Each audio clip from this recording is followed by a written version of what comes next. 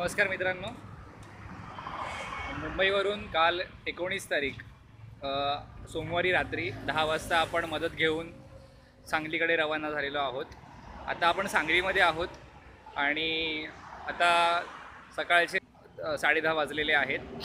आता तासाभराच्या अंतरावर आपण आहोत तासगावपासून। तिथे तासगावला आपण जाऊ आणि तासगावला गेल्याच्या नंतर तिकडे स्थानिक कार्यकर्ता आहे स्वप्नील म्हणून, तर त्याच्या संपर्कात आपण आहोत।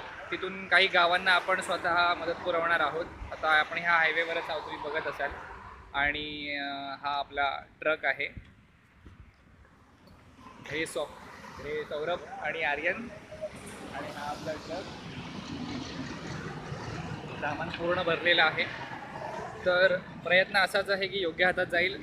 तिकडे गेल्यावर पूर्ण शहानिशा करू आणि शहानिशा केल्याच्या नंतरच आपण साहित्य वाटप करू।